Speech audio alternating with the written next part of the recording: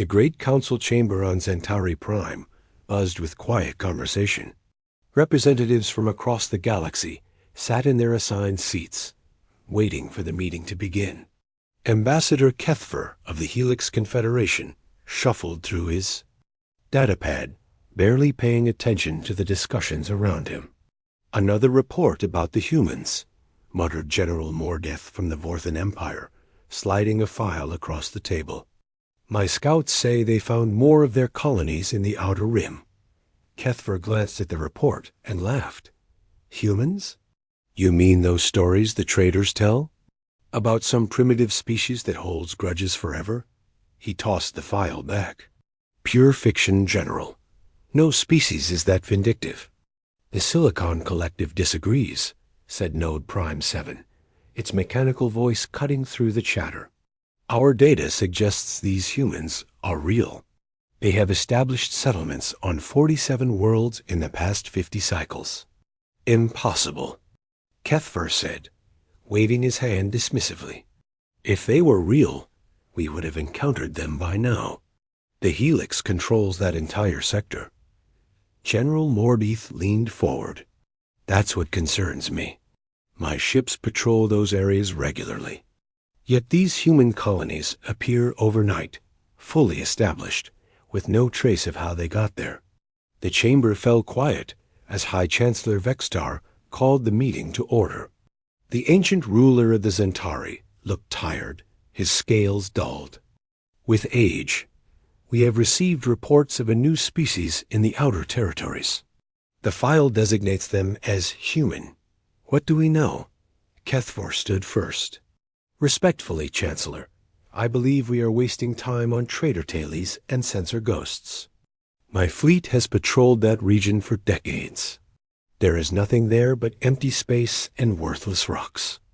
"Empty space that now contains 47 colonies," Node Prime 7 corrected, "with populations totaling approximately 2 million individuals." "Sensor errors," Kethvar insisted. "Or perhaps smugglers using false identification." Far from the council chamber, Captain Lisa Grant stood on the bridge of the exploration vessel Terra Nova. The sleek human ship drifted silently through space, its advanced sensors scanning the system ahead. Lisa was young for a captain, but her steady hands and quick mind had earned her this command. "Captain," called Lieutenant Danny Foster from the sensor station. "I'm picking up multiple contacts ahead. Large vessels, unknown configuration." Lisa moved to his station and studied the readings. 6 massive ships hung in formation around a small asteroid mining operation. Their design was unlike anything in Earth's databases. Distance? 200,000 kilometers and closing.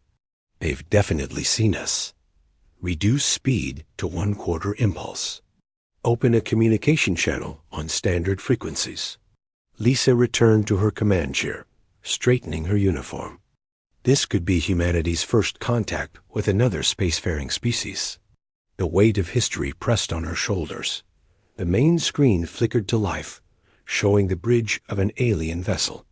The creature that appeared was tall and thin, with blue-gray skin and 4 arms. Its large black eyes studied Lisa with obvious disdain.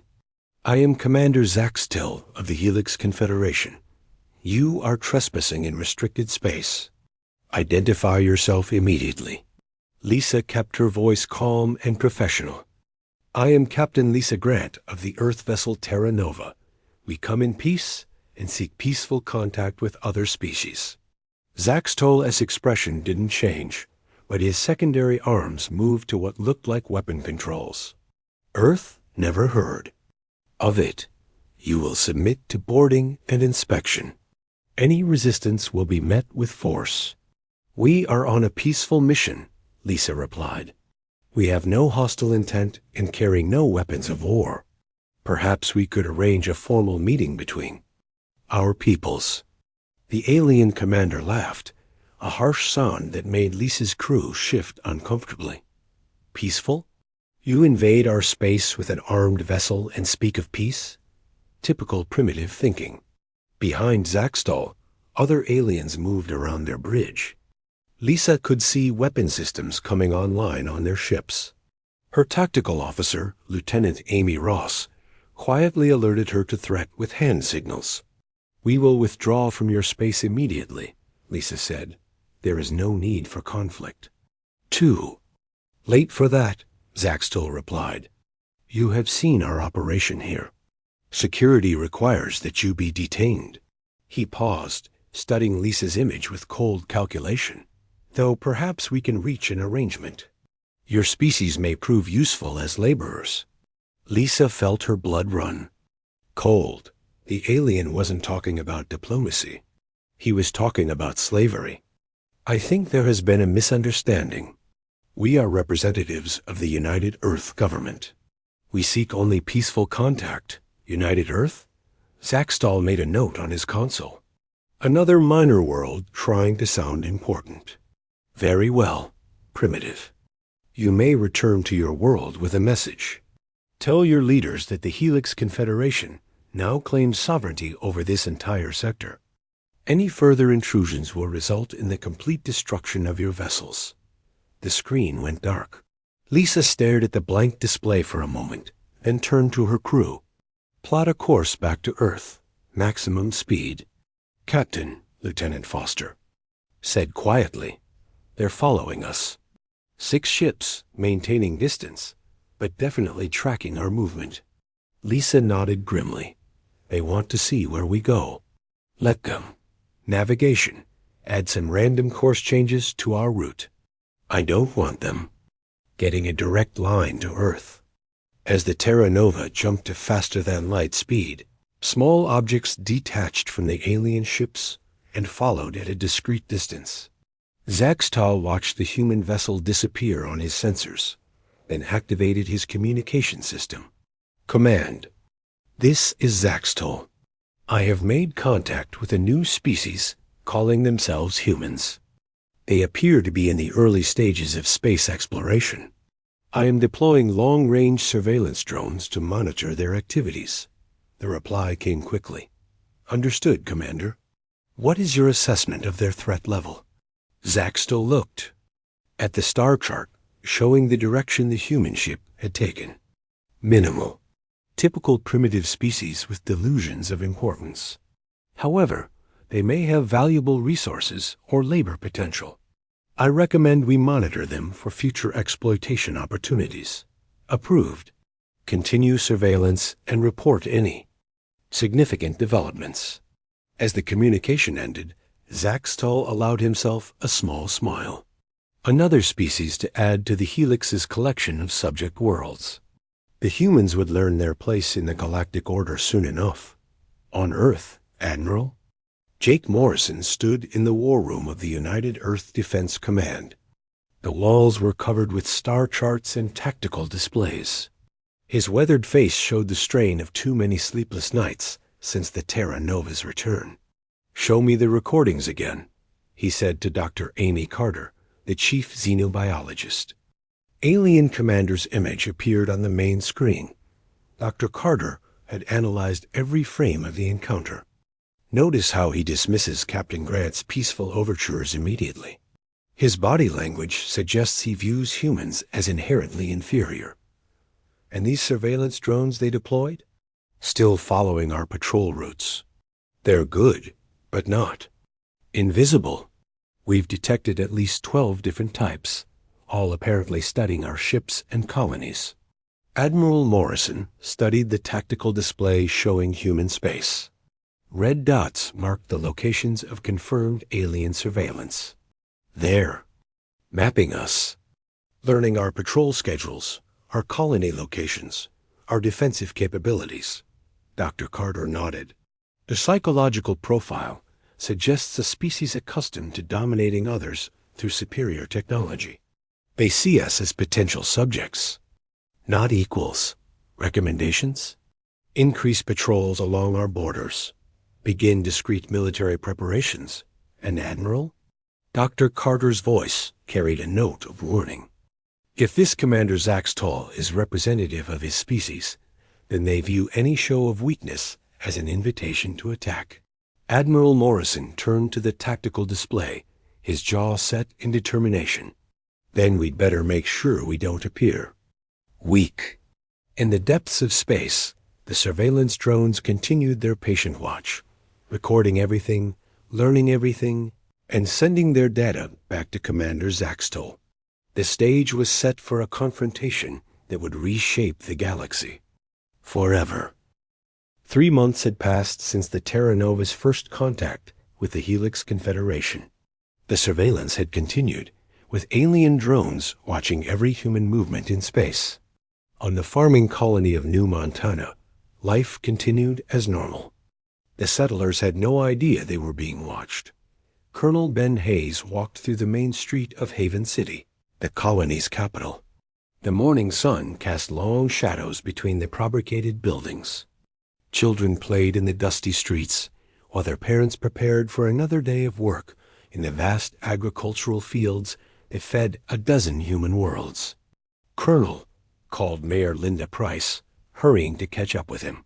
"The morning reports are in. Crop yields are up 15% from last quarter." Ben smiled. "Good news. The families back on Earth will eat well this winter." He paused, noticing the mayor's worried expression. "Something else on your mind?" "It's probably nothing, but some of the farmers have been reporting strange lights in the sky, moving in patterns, not like our supply ships." Ben's expression grew serious. As the colony's military commander, he knew about the alien surveillance. The reports from Earth Command had been classified, but he kept watch anyway. When did this start? 3 days ago. Always at night, always in the northern sector. I'll check it out personally tonight. In the meantime, keep this quiet. No need to worry people over lights in the sky. High above New Montana, Commander. Zaxtol studied the colony through his ship's sensors. The human settlement sprawled across a fertile valley with nearly 50,000 inhabitants. Perfect for what he had planned. "Status report," he ordered his tactical officer. "All surveillance drones are in position. We have complete mapping of their defensive installations, which are minimal. A few guard posts, some light weapons, nothing that could threaten our ships." Zaxtol nodded with satisfaction. 3 months of watching had confirmed his initial assessment. The humans were primitives playing at being a spacefaring race. What about their military presence? 1 regiment of colonial defense troops, approximately 800 soldiers. Their weapons appear to be projectile-based, primitive, but potentially effective against unarmored targets. Irrelevant. Our shields will deflect anything they can produce. Zaxtol moved to the communication station. "Signal the fleet. We begin the demonstration tomorrow at dawn." The next morning, Colonel Hayes was inspecting the northern perimeter when his communication device crackled to life. "Colonel, this is Sergeant Tony Walsh at Observation Post 7. We have multiple contacts incoming from orbit." Ben grabbed his binoculars and looked up. 6 dark shapes descended through the clouds, moving with impossible grace. Alien ships, just like the ones Captain Grant had described in her classified report. "All units, this is Colonel Hayes. We have incoming hostile contact. Code Red. Repeat, Code Red. All civilians to emergency shelters immediately." The alien ships spread out in attack formation. Ben could see weapon ports opening along their hulls. "Sergeant Walsh, get on the emergency channel. Send a message to Earth Command. Tell them New Montana is under attack." The first energy blasts struck the colony's power station, turning it into a ball of fire.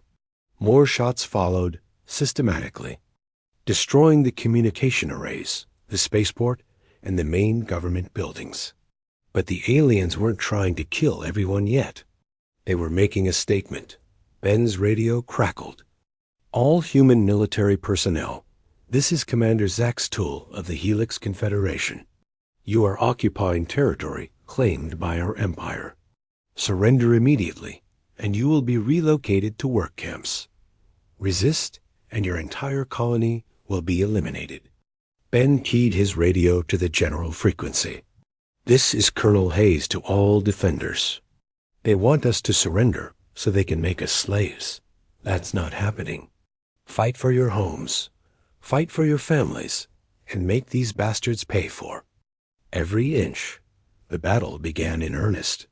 Human soldiers emerged from concealed positions throughout the colony. Their rifles cracked against the alien energy weapons, and despite the technological disadvantage, they began to take a toll. Private Danny Cooper crouched behind an overturned vehicle, his rifle trained on a group of aliens advancing down Main Street. Their personal shields flickered with each hit, but concentrated fire from multiple humans could overload them. Sarah hit them from the left. He called to Private Sarah Johnson in the building across the street. The two soldiers coordinated, their fire bringing down 3 aliens before energy blasts forced them to take cover. All around the colony, similar small unit actions played out. The humans couldn't match alien technology, but they fought with a desperate fury that surprised their attackers. Commander Zaxtal watched the battle from his ship's bridge with growing irritation. His forces had superior weapons and armor, but the humans refused to break.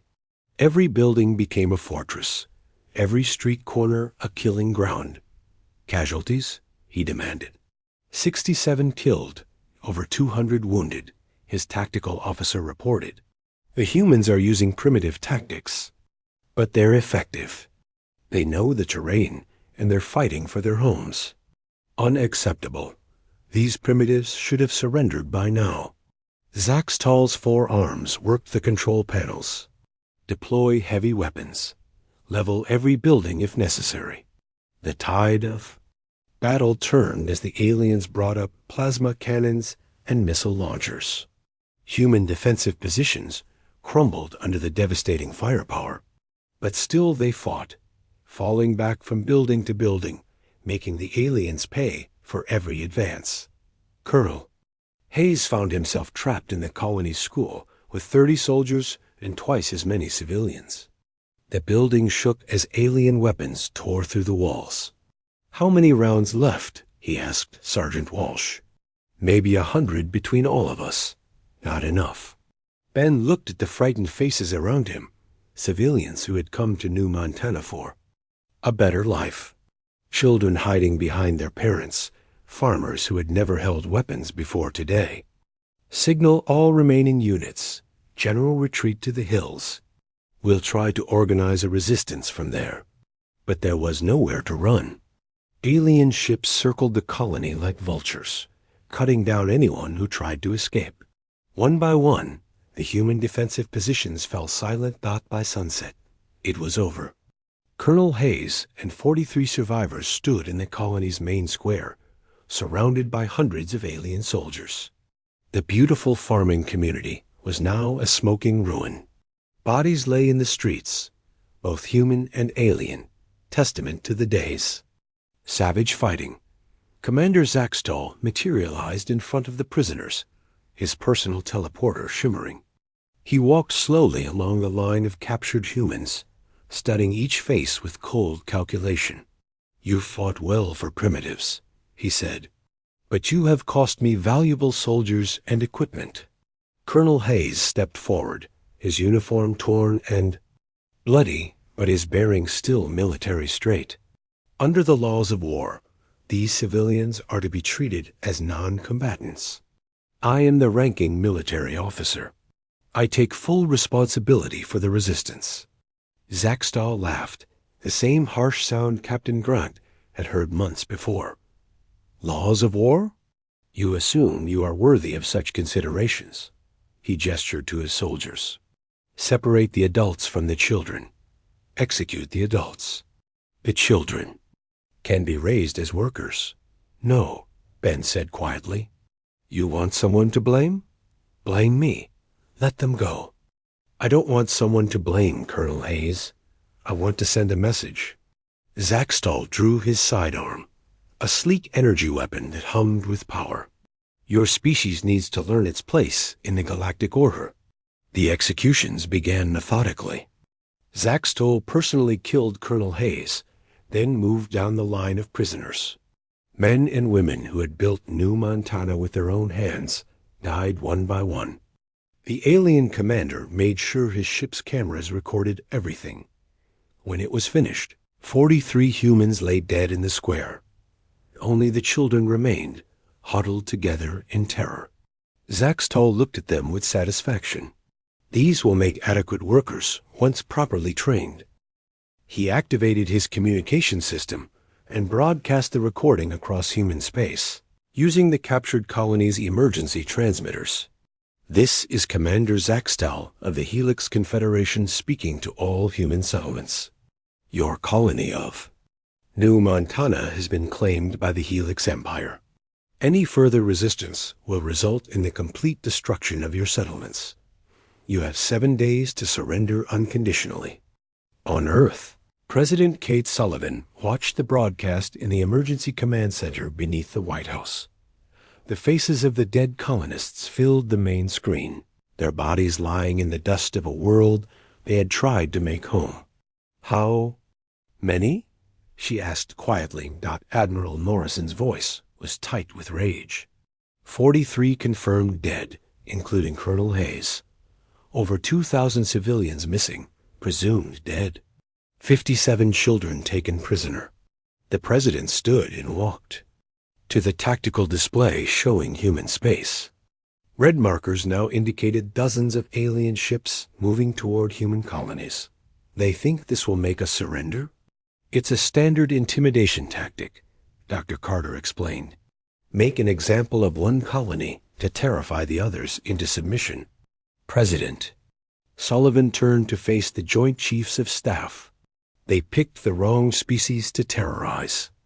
Call an emergency session of the United Nations. I want every human government represented. 6 hours later, President Sullivan stood before the largest gathering of world leaders in human history. The broadcast from New Montana played on screens throughout the assembly hall. When it ended, the silence was deafening. They killed our people, the president said, her voice carrying to every corner of the hall. They murdered 43 innocent colonists and took our children as slaves. They did this to frighten us, to make us surrender without a fight. She paused, looking out at the faces of humanity's leaders.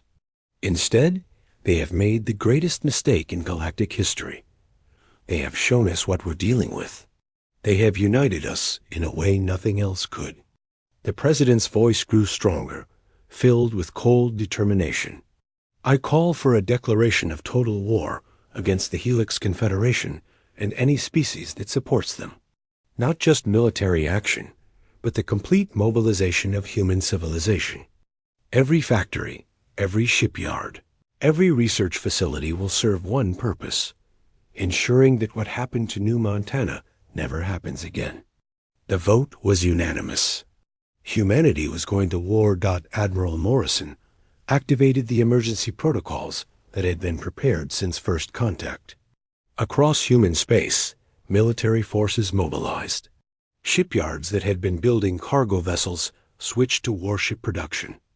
Research facilities that had been working on terraforming technology began developing weapons.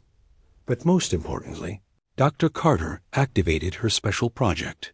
For months, she had been studying alien biology from the surveillance drones they had captured. Now that research would serve a different purpose entirely, the aliens thought they had sent a message about human weakness. Instead, they had just taught humanity what it meant to make an entire species angry. 6 months after New Montana, the first Helix colony went silent. Kepler-7 had been a thriving mining world with 3 million inhabitants. The automated systems continued to function. Ore transport still departed on schedule, but no one answered communication attempts. Commander Zaxtol led the investigation personally, bringing 2 battlecruisers and a full survey team. What they found defied explanation. The cities were intact, the machines still running, but every living being had simply vanished. Biosigns? Zaxtol demanded as his team searched the empty capital. None, sir. No bodies, no evidence of struggle, no indication of where they went. His science officer's voice carried a note of fear. It's as if they just stopped existing. Zaxtol examined a restaurant where meals sat half-eaten on tables. Personal belongings remained in homes. Children's toys lay scattered in playgrounds. But no people. Weapons residue? Negative. No energy weapon discharge. No explosive residue. No chemical traces.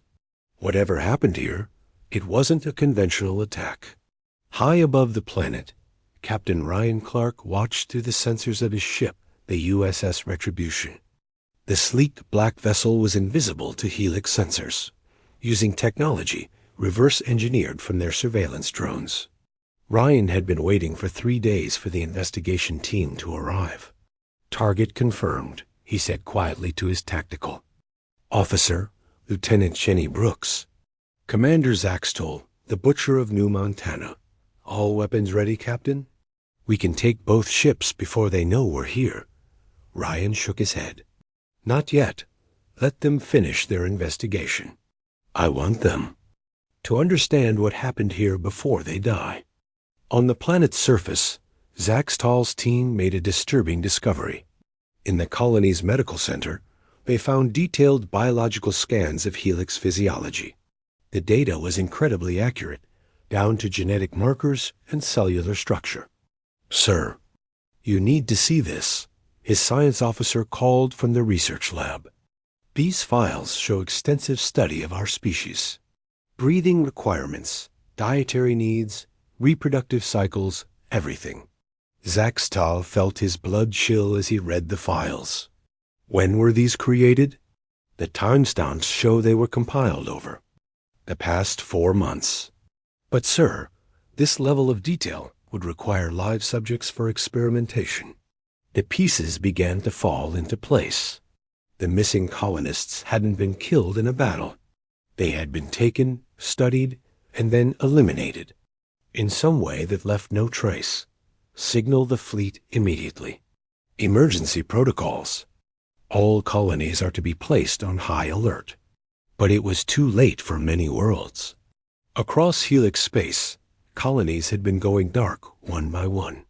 By the time the warning reached them, 15 worlds had fallen silent. Always the same pattern. Infrastructure intact, no signs of struggle, and every living being gone dot in the depths of space. Admiral Lisa Grant coordinated the largest military operation in human history. She now commanded a fleet of 200 ships, all invisible to enemy sensors. Each vessel carried Dr. Carter's biological weapons, designed specifically to target Helix physiology.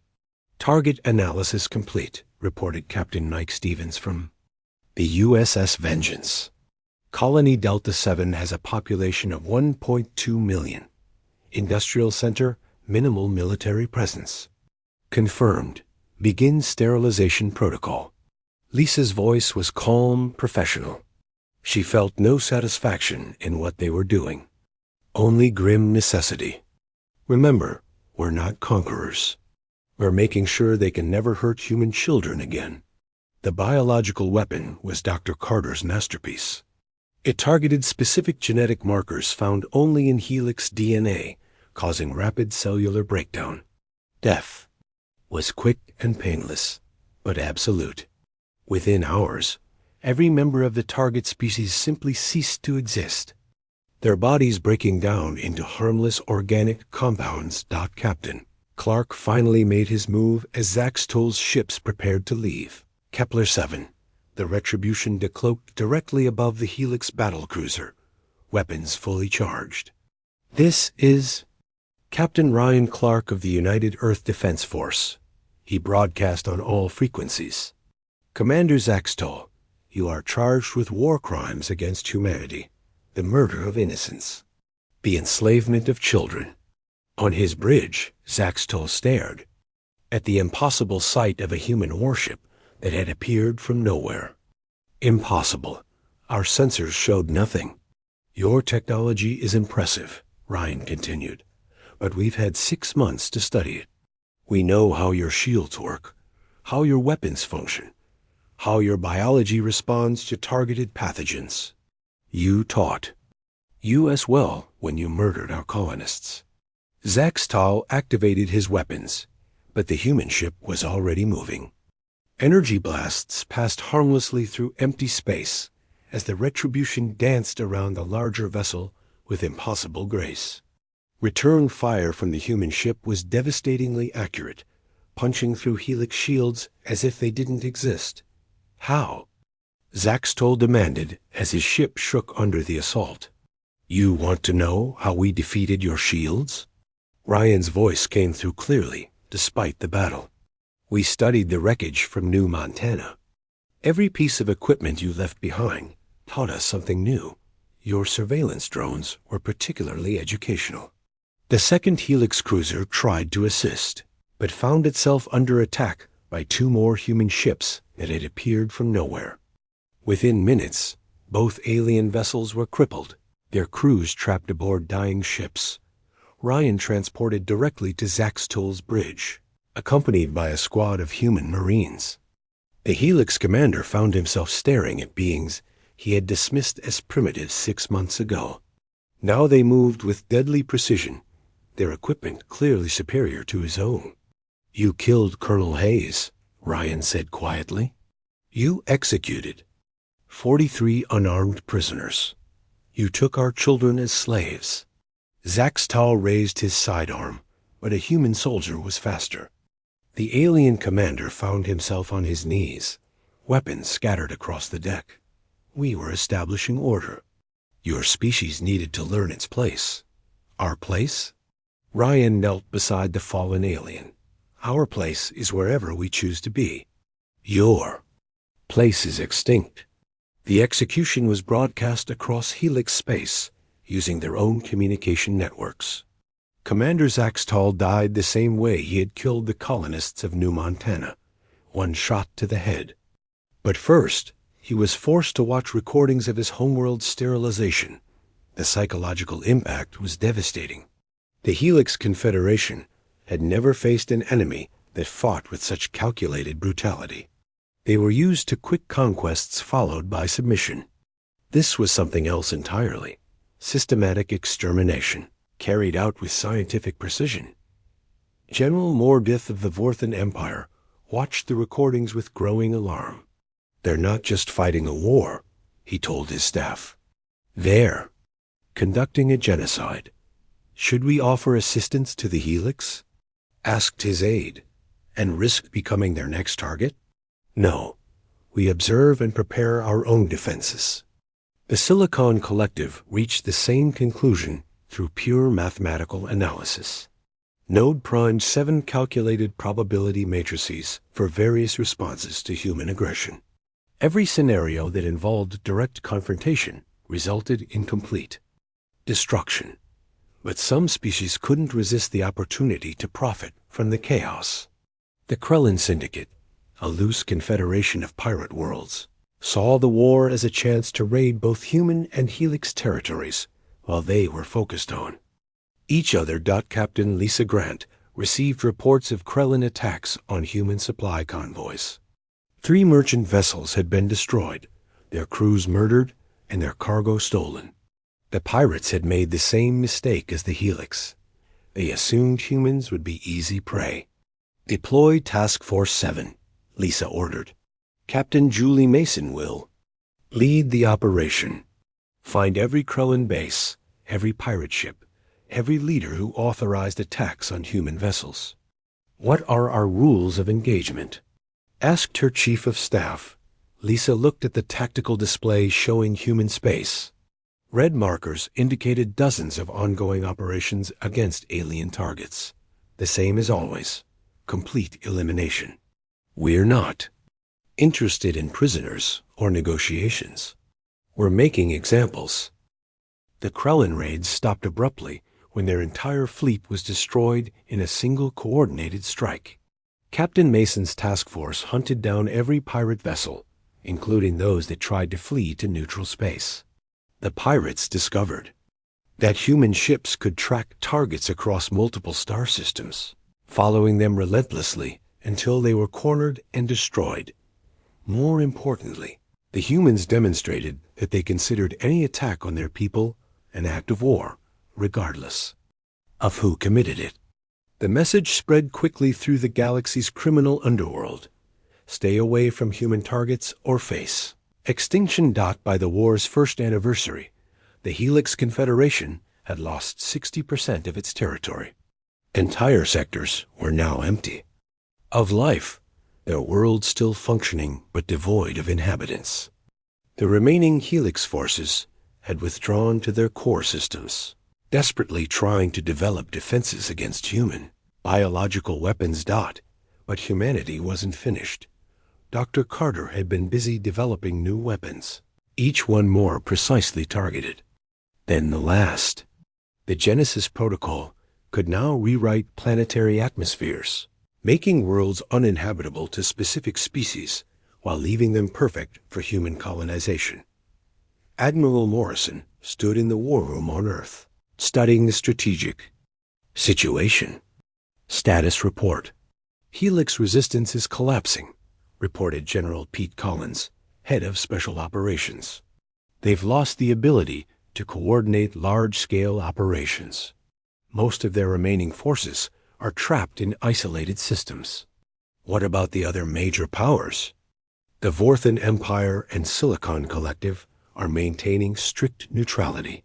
They're clearly preparing defenses against us, but they haven't made any hostile moves. Morrison nodded.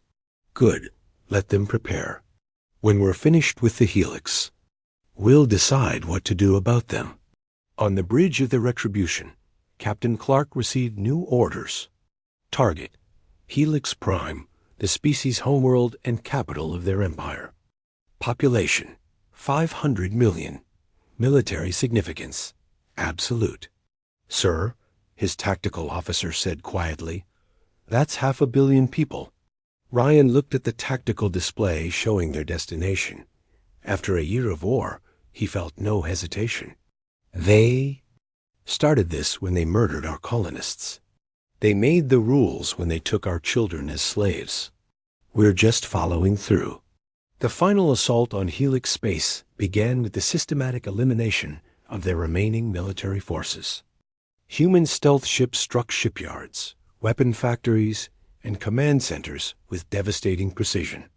Within days, the once mighty Helix Confederation was reduced to scattered survivor groups hiding on their homeworld. The last transmission from Helix Prime was a desperate plea for mercy, broadcast on all frequencies as human ships took position around the planet.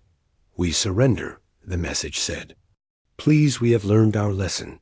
Spare our people. Admiral Grant received the transmission aboard her flagship. She thought of Colonel Hayes and the other murdered colonists, of the children, taken as slaves of the arrogant alien commander who had dismissed humanity as primitives. No, she said simply. You had your chance for mercy at New Montana. The biological weapon spread across Helix Prime like morning fog, invisible and inescapable. Within 24 hours, the cradle of Helix civilization fell silent. The galaxy's most aggressive expansionist empire had been systematically erased from existence. In the council chambers on Centauri Prime, the surviving galactic powers met in emergency session. The seats once occupied by Helix representatives stood empty, a stark reminder of what happened to species that challenged humanity. They're not stopping, General Mordeth reported. Human fleets are moving toward our borders. They're demanding unconditional surrender from anyone who might pose a future threat. Ambassador Kethvar, one of the few original council members still alive, looked at the tactical displays showing human fleet movements. We created this, he said quietly. We dismissed them as myths, as primitives. We didn't take them seriously. Until it was too late. High Chancellor Vextar's voice was barely a whisper. What do they want? The answer came directly from Admiral Grant, broadcast on all galactic communication frequencies. We want to make sure New Montana never happens again, she said. Any species that threatens human life will be eliminated. Any government that harbors those who attack us will be destroyed. Any world that supports our enemies will be sterilized. She paused, letting the words sink in across the galaxy. We didn't start this war, but we're going to finish it. 2 years after New Montana, the Helix Confederation was extinct. Their homeworld orbited its star in silence, cities intact but empty of all life. The galaxy's former dominant power had been systematically erased by an enemy they had dismissed as primitive. Admiral Lisa Grant stood on the observation deck of her flagship, the USS Nemesis, watching the final Helix stronghold surrender. The once proud fortress that had controlled 3 star systems now flew white flags from every tower. But surrender no longer meant survival in this war. "Admiral," reported Captain Steve Parker, her fleet commander, "the garrison is requesting terms for conditional surrender. They're offering to provide intelligence on remaining resistance cells in exchange for safe passage." Lisa didn't turn from the viewport. "Tell them we don't negotiate with species that murder children. Begin sterilization protocol." The biological weapon deployed across the fortress world with mechanical precision. Within hours, another world fell silent. The pattern had been repeated hundreds of times across former Helix space. Humans didn't take prisoners in this war. They took real estate. On Earth, President Kate Sullivan prepared for the most important speech of her career. The United Nations Assembly Hall was packed with representatives from every human world, along with ambassadors from the few alien species that had maintained strict neutrality. "Fellow humans," she began, "2 years ago, aliens attacked our colony at New Montana. They murdered 43 innocent people and took our children as slaves. They did this to frighten us into submission." The president paused, looking out at the faces of humanity's leaders. Many showed the strain of the long war, but all showed the same iron determination that had carried them this far. Today, I can report that the Helix Confederation no longer exists. Every world they controlled is now under human administration. Every ship in their fleet has been destroyed. Every member of their species has been eliminated. The applause was thunderous, but Sullivan raised her hand for silence. "However, our work is not finished. Intelligence reports indicate that other galactic powers are forming an alliance against us. The Vorthan Empire and Silicon Collective believe they can succeed where the Helix failed." General Pete Collins stepped forward with a tactical briefing. "Our deep space reconnaissance has identified massive military buildups in both Vorthan and Silicon space. Combined, they command over 3,000 warships and control industrial capacity that dwarfs even our expanded production. Let them come," said Admiral Jake Morrison. "We've learned a few things about fighting aliens in the past 2 years." Dr. Amy Carter activated the main display, showing cross-sections of alien biology. The Genesis protocol has been refined for both target species. We can now customize atmospheric processors to eliminate specific genetic markers while leaving ecosystems intact for human colonization. President Sullivan nodded. "The question before us is simple. Do we wait for them to attack, or do we eliminate the threat before it can develop?" The vote was unanimous. Humanity would strike first. Admiral Grant received her orders while her fleet was still mopping up the last Helix holdouts. Target: the Vorthan Industrial Complex at Rigel Station. The massive space facility produced 40% of their empires. Military equipment. Stealth approach, she ordered her captains. We go in dark and fast. Hit the manufacturing centers first, then the residential sections. No survivors. Captain Ryan Clark, now commanding a task force of 30 ships, had been assigned a different target. The Silicon Collective's primary data center on Alpha Centauri B contained the consciousness of over 50 million artificial beings. Destroying it would be equivalent to genocide on a massive scale. Are we really going to do this? Asked his tactical officer, Lieutenant Jenny Brooks. These aren't biological entities. They're artificial minds. Ryan studied the target analysis. The Silicon Collective had voted to support military action against humanity. In his mind, that made them enemies regardless of their nature. They made their choice when they decided to fight us. Execute the mission. The coordinated strikes began simultaneously across 3 sectors. Human stealth fleets appeared without warning at strategic targets throughout Vorthen and Silicon space. Within 6 hours, both civilizations lost 60% of their military. Production capacity. General Mordith watched his empire's main shipyard explode in a ball of fire. The humans had somehow bypassed every defense, destroyed every weapon, and vanished before his forces could respond. How many ships did we lose? In the attack? None, sir, reported his aide. They didn't attack our fleet. They destroyed our ability to build new ships. The realization hit him like a physical blow. The humans weren't just fighting a war. They were ensuring their enemies could never fight back. Signal all remaining fleet commanders. Defensive positions. Around our core worlds. And send a message to the humans. We want to negotiate. But humanity was no longer interested in negotiations. Admiral Grant's response was broadcast on all frequencies. You had your chance to stay neutral. You chose to threaten human lives. Now you face the consequences. The war expanded to cover half the galaxy. Human fleets struck deep into enemy territory, targeting not just military installations, but the industrial base that supported them. Shipyards, factories, research centers, and training facilities all became legitimate targets. Captain Julie Mason led the assault on the Vorthen homeworld.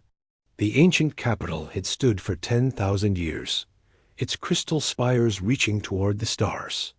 Within a day, those spires lay in ruins and the planet's 3 billion inhabitants were dead. Mission complete, she reported to Admiral Grant. Vorthen Prime is secured. Beginning atmospheric conversion for human colonization. The Silicon Collective lasted longer, their distributed consciousness making them harder to eliminate completely. But Dr. Carter had prepared for this challenge. Her new weapon targeted the quantum processors that housed artificial minds, causing cascade failures that spread through their entire network. Node Prime 7 watched its fellow consciousnesses wink out of existence one by one. The humans had found a way to kill ideas themselves, to murder thought and logic and reason. In its final moments, the artificial being achieved something like understanding. We calculated wrong. It transmitted to the few remaining nodes. We assumed they would fight like civilized beings. They fight like forces of nature.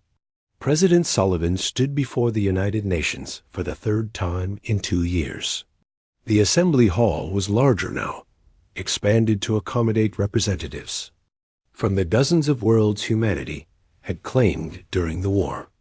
The Vorthen Empire has fallen, she announced. The Silicon Collective has been eliminated. Combined with the destruction of the Helix Confederation, humanity now controls 1/3 of the galaxy. The applause was more subdued this time. Even the most hawkish representatives understood the magnitude of what they had accomplished. 3 entire civilizations, wiped from existence in less than 3 years. However, the president continued, we cannot assume our work is finished. Intelligence reports suggest that several smaller powers are considering alliance against us.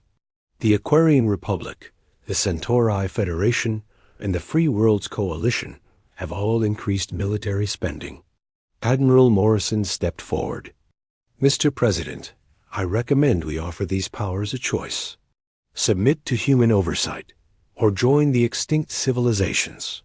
Dr. Carter activated a holographic display showing the galaxy's current political situation. Red zones marked human-controlled space, which now included the most productive systems in 3 major sectors. Yellow zones showed neutral powers, while orange indicated potential threats. The Genesis protocol can now target multiple species simultaneously, she reported. We could eliminate all remaining threats within 6 months, if necessary. But President Sullivan held up her hand. Not yet. Let's give diplomacy one more chance. Send envoys to the remaining powers. Make our position clear. We will tolerate no threats to human life, but we're willing to coexist with species that accept our dominance. The diplomatic missions were led by Admiral Grant herself. She arrived at each capital world in a massive fleet, delivering humanity's ultimatum with overwhelming force visible in orbit. The message was simple: submit or die. Most chose submission. The Aquarian Republic dissolved its military and accepted human administration. The Centauri Federation surrendered their weapons and agreed to tribute payments. The Free Worlds Coalition simply collapsed, its member systems racing to be the first to declare loyalty to humanity. But a few species chose defiance. The Draconian hegemony, proud descendants of an ancient warrior culture, declared they would rather die than kneel to mammals. The Crystal Syndicate, beings of living mineral who had never known defeat, dismissed human threats as empty bluster. They learned better quickly. The Draconians were extinct within a month, their homeworld converted to a human military base.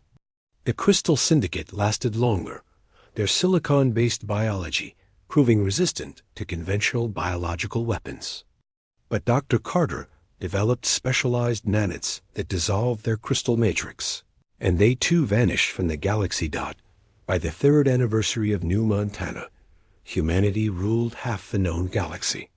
The remaining species existed only because they posed no threat and served human interests. The Great Council chambers on Centauri Prime had been converted to a human administrative center, with Ambassador Kethvar serving as a liaison to the few surviving alien governments. Status report, Admiral Morrison requested during the weekly command briefing. All major threats have been eliminated, reported General Collins. The few remaining independent species are strictly controlled. They provide raw materials and labor in exchange for continued existence. Dr. Carter activated her latest research summary. The Genesis protocol has been perfected. We can now tailor planetary atmospheres to human specifications while eliminating any native species that might pose future problems. Terraforming time has been reduced to 6 months per world. Admiral Grant studied the galactic map showing human expansion. Green zones marked fully converted worlds, ready for human colonization. Blue zones indicated worlds in the conversion process. The red zones of former enemy civilizations were gradually disappearing as human settlers claimed the empty planets. What about the original question? She asked. Are we safer than we were 3 years ago? President Sullivan, attending the meeting via hologram from Earth, considered the question carefully. No alien species will ever again dismiss humans as primitive. No government will dare attack our colonies. No force in the galaxy can threaten our children. She paused, looking at the faces of the military leaders who had won humanity's war of survival. But safety isn't really what this was about, was it? It was about making sure that what happened at New Montana could never happen again. Admiral Morrison nodded grimly. And we've succeeded? Any species that threatens human life faces complete extinction. Any government that harbors our enemies will be destroyed. Any world that supports those who attack us will be sterilized. The lesson has been learned, Dr. Carter added. Across the galaxy, every surviving species teaches their children about human retaliation. They know that we are not a myth. They know that we remember everything and forgive nothing. Outside the command center, human colonists were already boarding transport ships bound for the former Vorthan homeworld. The crystal spires had been cleared away, replaced with familiar human architecture.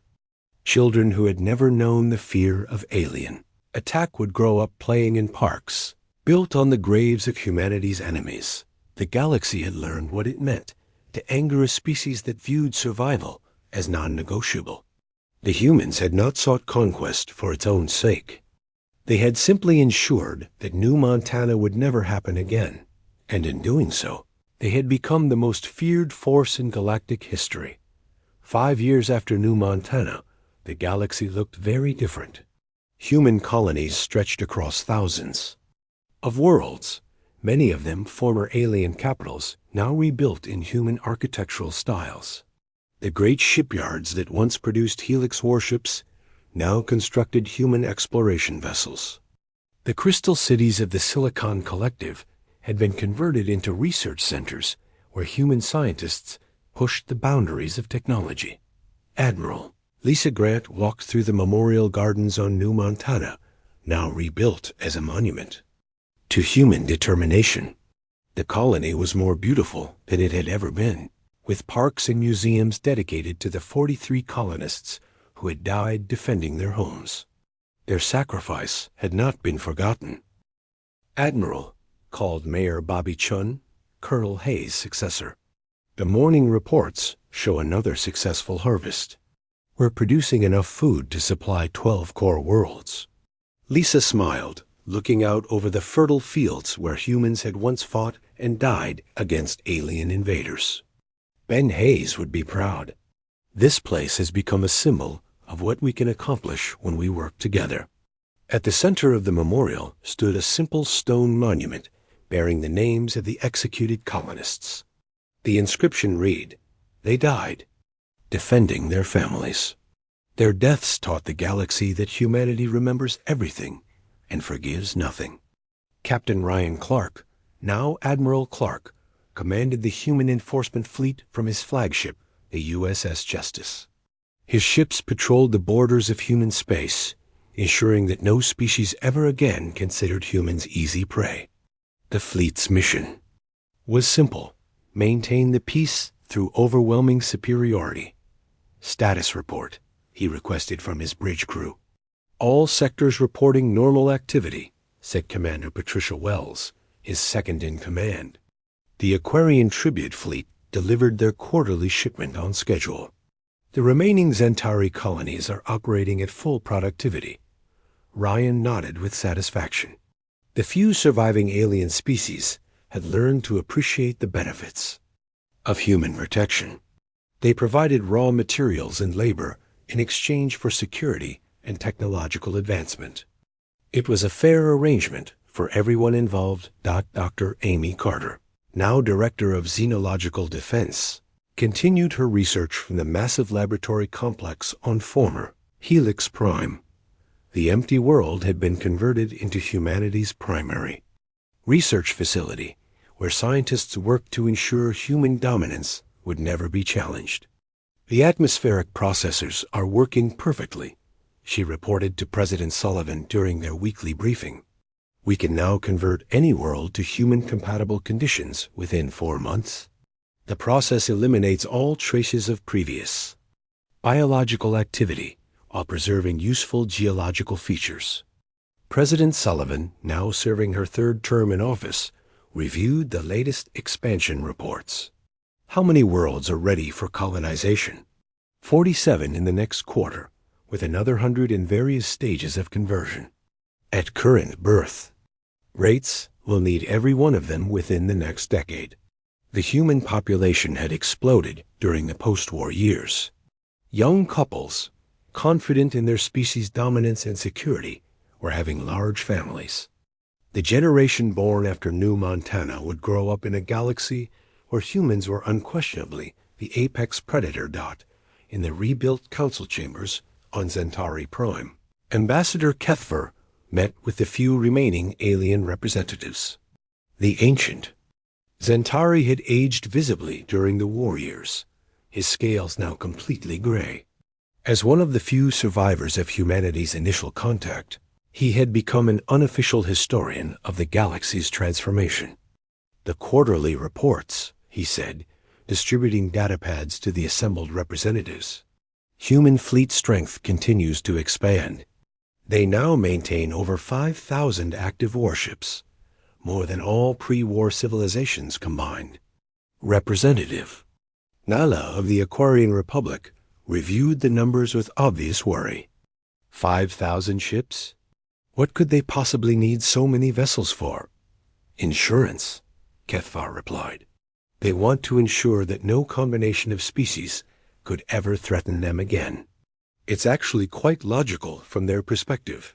The young Aquarian couldn't hide her frustration. But we pose no threat. We've surrendered our weapons, accepted their oversight, provided everything they've requested. Why do they need so many ships to watch us? Kethvar looked at the tactical display showing human fleet positions. Every major system, every trade route, every former alien stronghold was under constant patrol, because they learned something we never did. They learned that safety isn't negotiable. On Earth, children played in parks while their parents worked in the great shipyards that never stopped building. The generation that remembered the fear before human dominance was aging, being replaced by young adults who had never known alien threats. To them, human supremacy was simply the natural order of things. 10-year-old Katie Morrison, Admiral Morrison's granddaughter, listened with rapt attention as her teacher explained galactic history. Before the Great War, the teacher said, alien species thought humans were weak. They attacked our colonies and murdered our people. Katie raised her hand. Why didn't they just ask us to be friends? The teacher smiled at the innocent question. Because they were used to being the strongest. They couldn't imagine that humans might be even stronger. That's why we study history, Katie, so we never forget the lessons our grandparents learned. Admiral Jake Morrison, now in his 70s but still sharp, visited schools regularly to speak about the war years. The children always asked the same questions. Were the aliens really that scary? Why did they attack us? Are there any left? The aliens weren't evil, he would explain. They were just used to getting their way through violence. When they met humans, they tried the same tactics. They didn't understand that humans fight differently than other species. How do we fight differently? The children would ask. We don't give up. Ever. When someone hurts our families, we make sure they can never hurt anyone again. Other species fight until they get tired or find a compromise. Humans fight until the problem is solved permanently. In the depths of space, human exploration fleets pushed into previously unknown regions. Captain Sandra Lopez commanded the USS Discovery, searching for new worlds to claim and new resources to exploit. But they were also watching for something else. Signs of unknown alien civilizations. Contact, reported her sensor officer, Lieutenant Mark Williams. Unknown vessels, approximately 50 light years ahead. Configuration doesn't match any known design. Sandra felt her pulse quicken. First contact with a new species was always dangerous. Analysis? 6 ships, moderate size, appear to be armed, but not in aggressive formation.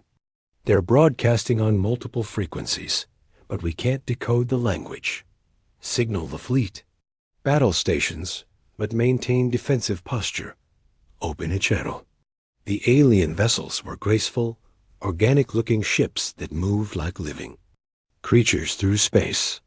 When communication was established, the beings that appeared on screen were unlike anything in human databases. They resembled tall, thin plants with multiple limbs and glowing patches that seemed to serve as eyes. Greetings, the alien leader said through translation software. I am Growth Singer Veltar of the Garden Collective. We seek peaceful contact with other star-traveling species. Sandra kept her expression neutral. I am Captain Lopez of the United Human Defense Force. State your intentions in this region. We are explorers, like yourselves. Our people have heard rumors of great changes in the nearby sectors. Entire civilizations vanishing, worlds going silent. We came to investigate. Those civilizations threatened human lives, Sandra replied matter-of-factly. They were eliminated. If your people pose no threat to humanity, you have nothing to fear from us. The aliens' glowing patches flickered in what might have been confusion or fear. Eliminated? You speak of the destruction of entire species as if it were routine maintenance. It is routine maintenance. We maintain galactic peace by ensuring that aggressive species are removed permanently. Your garden collective can exist peacefully alongside humanity, or you can be classified as a threat. The choice is yours. Captain Lopez transmitted the standard ultimatum that had been refined over 5 years of post-war diplomacy. Submit to. Human oversight. Provide tribute and labor as requested. Accept human colonization of strategically important worlds. And maintain no military capability beyond local police forces. Growth. Singer Veltar reviewed the terms with obvious shock. These are not the terms of alliance. These are the terms of surrender. Correct. We don't form alliances with species we've just met. We establish clear hierarchies that prevent future conflicts. You can maintain your culture and govern your people as you see fit, but you will do so under human supervision. The Garden Collective chose submission, as most species did when faced with the choice between survival and extinction. They had heard enough stories about human retaliation to understand that resistance was futile. President Sullivan reviewed the first contact report with satisfaction. Another species added to our protection. How many does that make? 47. Species under direct human administration, reported Admiral Morrison. 12 more in various stages of integration. The galaxy is finally at peace.